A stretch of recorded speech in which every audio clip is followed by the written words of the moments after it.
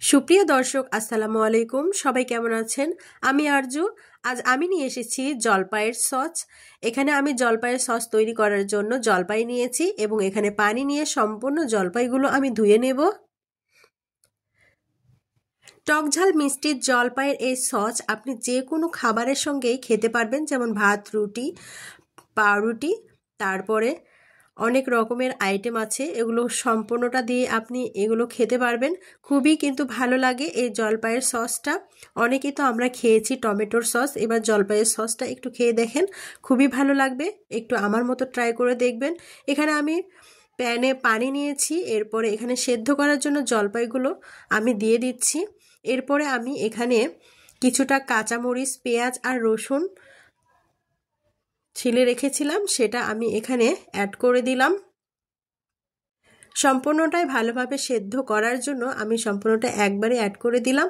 আর এখানে আমি দারুচিনি, তারপরে লবঙ্গ আর সাদা এলাচ আমি এখানে দিয়ে দিলাম। তারপরে এগুলো সম্পূর্ণটা আমি সেদ্ধ করে নেব। ঢাকনা দিয়ে ঢেকে দিচ্ছি। ভিউয়ার্স, লাইক দিয়ে স্টার্ট করতে ভুলে যাবেন না, অবশ্যই একটা লাইক দিয়ে দিবেন। এখানে আমার জলপাইগুলো সেদ্ধ হয়ে গেছে, আমি ছাকনা দিয়ে ছেঁকে নিয়েছি, পানিগুলো আলাদা করে নিয়েছি। এরপরে আমি দারুচিনি, লবঙ্গ এবং এলাচ আমি বেছে ফেলে দেব। দেখুন, সম্পূর্ণটা আমি এলাচ ফেলে দিলাম। এরপরে আমি সম্পূর্ণটায় বিচি ছাড়িয়ে নিব। এর জন্য দেখুন কতটা সেদ্ধ হয়েছে অনেক সুন্দরভাবে। এখানে বিচি ছাড়ানোর জন্য আমি সম্পূর্ণটাই হাত দিয়ে ম্যাশ করে নিব, ব্লেন্ডার করে নিব। টকঝাল মিষ্টির জলপাইয়ের এই সস এতটা মজা হয়েছিল, কল্পনার বাইরে। বানানোর পর তো খুবই ভালো লেগেছিল। সম্পূর্ণটা বিচি ছাড়িয়ে আমি ব্লেন্ড করে নিব। আর সামান্যতম যে পানিটা ছেঁকে রেখেছিলাম, সেই পানিটাও এখানে অ্যাড করে দেব। এখানে জলপাইটা অনেক টক ছিল। টক যদি জলপাই হয় তাহলে কিন্তু এর স্বাদটাও বেশি হয়। আমার ব্লেন্ড করা হয়ে গিয়েছে। এখানে আমি চুলায় একটা প্যান নিয়ে নেব। এরপরে জলপাইয়ের পেস্টগুলো আমি এখানে ঢেলে দেব আস্তে আস্তে করে। এই তো আমি জলপাইয়ের পেস্টগুলো এখানে দিয়ে দিচ্ছি। প্যানে সম্পূর্ণটাই ঢেলে দেব, দিয়ে সুন্দর করে নাড়াচাড়া করে নেব। আমি কিন্তু এখানে এতটুকু তেল ইউজ করছি না, কিন্তু জলপাইগুলো হয়ে যাওয়ার পরে তেলটা কিন্তু অনেক সুন্দর দেখা যাবে। আর আমি কিন্তু এতটাও পানি ইউজ করি নাই। এখানে আমি চিনি দেব, আর চিনি দেওয়ার ফলে কিন্তু অনেক পানি বের হবে, আর এই জন্য আমি এখানে পানি ইউজ করিনি। এখানে স্বাদ মতো চিনি দিয়ে দিবেন, আপনাদের যে যেরকম মিষ্টি খেতে পছন্দ। আমি এখানে এতটুকুই চিনি দিলাম, কারণ এটার সাথে আমার পারফেক্ট হবে। এজন্যই আপনারা যদি বেশি মিষ্টি খেয়ে থাকেন তাহলে বেশি চিনি দিতে পারেন। তারপর আমি সামান্যতম নুন দিয়ে দিলাম এখানে, দিয়ে সুন্দর করে নাড়াচাড়া করে যখন এটার পানিটা শুকিয়ে আসবে তখনই কিন্তু এই জিনিসটা হয়ে যাবে। চুলার আঁচটা মিডিয়ামে রেখে অনবরত নাড়াচাড়া করতে হবে, কারণ এটা যেন কড়াইয়ে লেগে না যায়। এজন্য কিন্তু এটা সুন্দরভাবে নাড়াচাড়া করতে থাকতে হবে। ভিউয়ার্স, আমার ভিডিওটি যদি ভালো লেগে থাকে অবশ্যই লাইক, কমেন্ট, শেয়ার করে পাশেই থাকবেন। আর আমার চ্যানেলে যদি নতুন হয়ে থাকেন অবশ্যই চ্যানেলটি সাবস্ক্রাইব করে পাশে থাকবেন, আর বেল নোটিফিকেশনটি অল করে রাখবেন, যাতে নিত্য নতুন ভিডিওটি পৌঁছে যায় সবার আগে আপনার কাছে। আর যদি ফেসবুক পেজ থেকে দেখেন অবশ্যই পেজটি ফলো দিয়ে পাশে থাকবেন। এই টকঝাল মিষ্টি সসটি সুন্দরভাবে নাড়াচাড়া করে একদম গাঢ় করে নিতে হবে। এই জন্য কিন্তু অনবরত নাড়াচাড়া করছি। আর এখানে সুন্দর বলক উঠে গেছে। আর এই রকম করেই কিন্তু রান্না করতে হবে, তাহলে কিন্তু অনেকটাই মজা লাগে খেতে।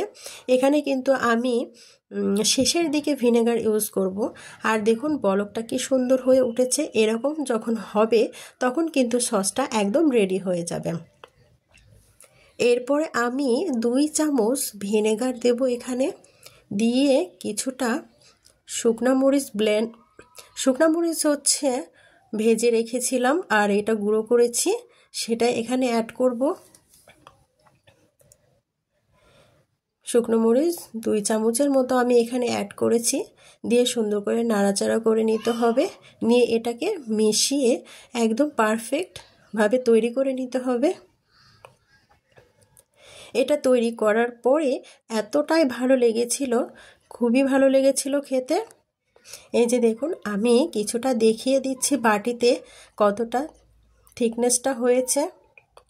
একদম গাঢ় হয়নি, একদম পাতলাও হয়নি, মিডিয়ামে রেখেছি। এই যে দেখুন ভিউয়ার্স, কতটা লোভনীয় হয়েছে দেখুন।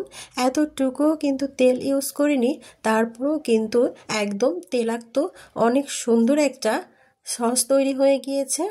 যদি ঘরে বসেই এরকম সস তৈরি করতে পারেন তাহলে আর কেনার কি দরকার আছে। দেখুন ভিউয়ার্স, কতটা লোভনীয় হয়েছে আমার এই সসটা। আমি কিন্তু এখানে বোতলে ভরে রেখেছি আর এখানে কিছুটা বাটিতে রেখে দিয়েছি দেখানোর সুবিধার্থে। ভিউয়ার্স, আমার ভিডিওটি যদি সামান্যতম ভালো লেগে থাকে, কোনো না কোনো অংশে যদি ভালো লেগে থাকে, অবশ্যই লাইক কমেন্ট শেয়ার করে পাশেই থাকবেন। আমার চ্যানেলে যারা আছেন অলরেডি সবাই সুন্দর সুন্দর কমেন্ট করেন আমার ভিডিওতে, তাদেরকে অনেক অনেক ভালোবাসা। এরকম টক ঝাল মিষ্টি সস, জলপাইয়ের সস যদি বানিয়ে খান তাহলে কিন্তু কখনোই ভুলতে পারবেন না। খুবই ভালো লেগেছিল এই সসটি।